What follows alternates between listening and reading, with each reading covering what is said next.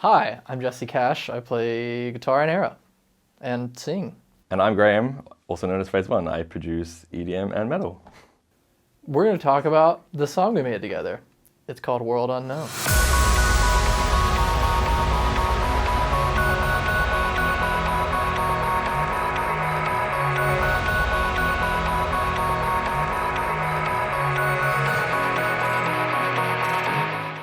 You and I never met. Not in person, no. No, so I just showed up here and we just came into this room, and that was the first time I met. We might have like grabbed Go Get 'Em Tiger, but we pretty much just like met by making this song. Yeah, no, exactly. Yeah, we spoke online a little bit, like about song potential, but yeah, in person we just kind of just rocked up and did the thing. I think that was probably the move, because once I found out, like as you were explaining earlier, like once I realized we both lived in the same place, I was just like, yeah, I feel like it's like a great opportunity to like do the thing that makes living here worthwhile, like be in a room together. Totally, and, like, yeah. Come up with versus sending stuff back and forth and. No, exactly. Yeah. And it was actually quite enjoyable because normally I do the back and forth thing, and so it was kind of like a nice experience actually. Yeah. For me, it works better too because I'm just such a freaking procrastinator, and if something's like sitting in my inbox, it's like really easy to pretend it's not there. yeah. So being like physically here, like not only created accountability, but it's also just easier to be creative. Like it's like from there.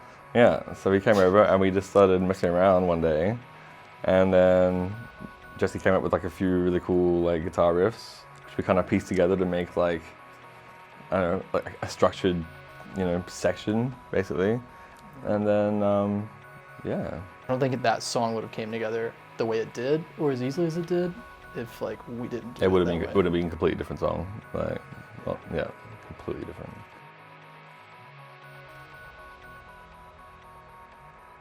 Answer carefully. ERRA, who's ERRA? Sorry.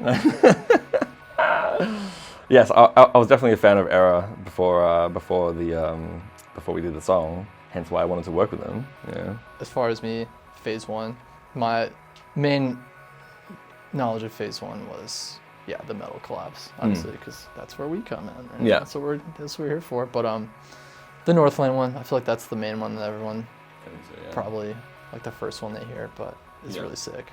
Yeah. It's old, but still gets the job done, I guess. Yeah. Oh yeah, you have that weird like. You're like, if I could go back. Oh yeah, I mean, it's like, it's almost 4 years old now, so it was like, then mixed down, I'm like, oh no. But yeah, no.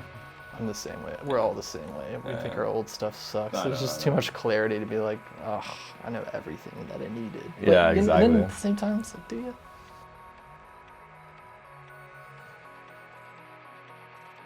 I played in metal bands for probably like a decade before I even knew what EDM was. Like EDM to me was like just techno music, I guess. Like, yeah, I knew nothing about it. And then one day, I was always doing engineering of some sort. And then one day I just discovered, I guess what people call dubstep. And I was like, okay. So I started messing around with the whole like production side of that. And then started just making songs, and then ended up quitting the band to do that.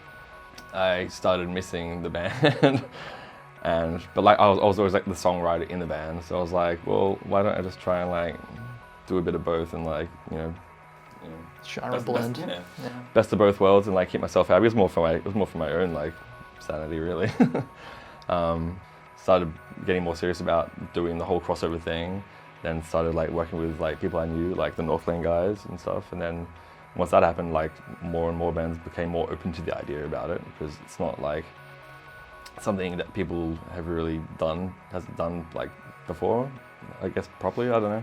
Yeah, I think the genre blending like helped you cultivate a signature. Honestly, yeah. If it wasn't for that, I probably wouldn't be here right now. Well, and it's like that blend of genres, I feel like is aging really well. I think you so. mentioned like the two bands you just did, and a lot of other more popular artists like doing unexpected collabs. Bring Me the Horizon, Ed Sheeran. It's like the craziest one.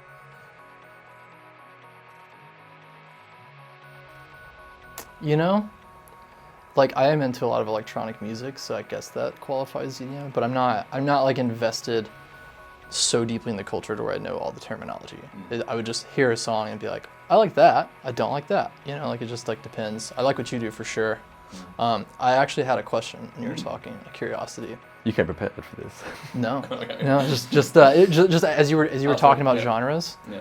I wondered if like for you, like dubstep, like is that term kind of how gent is for us, to where you're like, like I'll accept that, but it's not my favorite word. Which I've totally gotten over that at this point. But I wonder if like gent and dubstep are the same kind. So like there's like subgenres of dubstep as well, and that's where it becomes more like that. Like what are some genre words where you're just like, I totally just don't care about that, but like there's like I don't either, but you know the words though. A lot of people call like dubstep rhythm, and that's like it's like technically it's like a subgenre. It was actually like derived from like, you know, like actual dub like reggae. It's like a, you know, it's a culture word. Okay, I've never heard that one.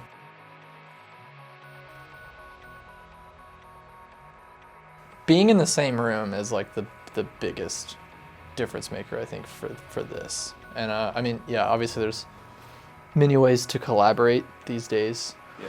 Yeah.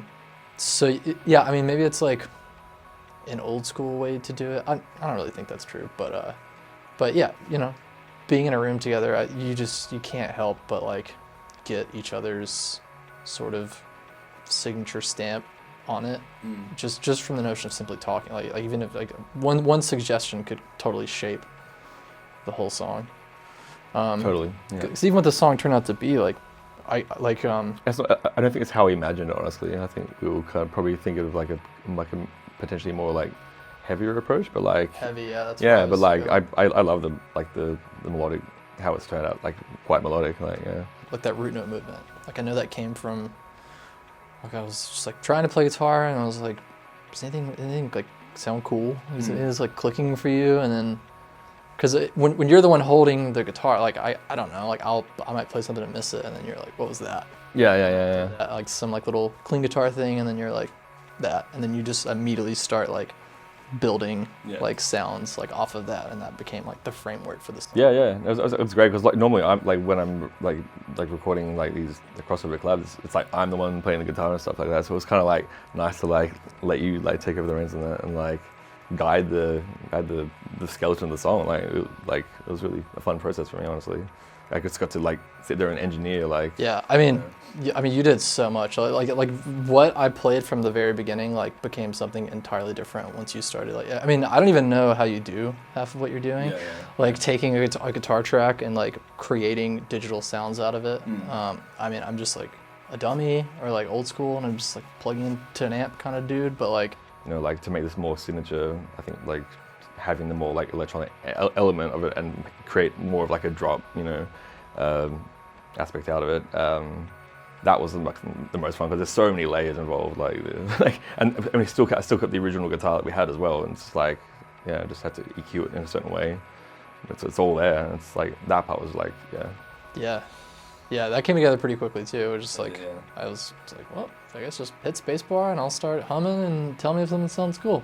Yeah. And I think it was like pretty much the first chorus melody, I think, is what ended up going in. Yeah, it's like that works. I was like, that's what all right. Definitely works.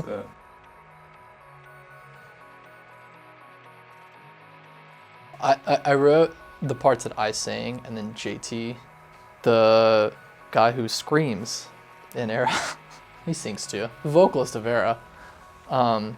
He wrote his own lyrics for his parts, and then I wrote the lyrics for mine. So it started off, it was just the instrumental that we made, and then I sang my parts, wrote those lyrics, pretty like vague lyrics, but enough to kind of like open the door for, I guess, JT to get in there. And I was actually really happy with what he came up with. So it's always kind of it's like a toss up, you know, like sometimes him and I are, sometimes like he'll write his own song lyrically, and I'll get on board with that. Sometimes I write my own song lyrically, and I'm just like, hey, I already like have this for you, like it's already good to go. But yeah, this was one, just to go back to the collaborative aspect. I mean, this is just as collaborative as it gets, like not only between you and I, but even though JT couldn't be with us and he had to do it remote, he He pulled, yeah, he smashed it, yeah.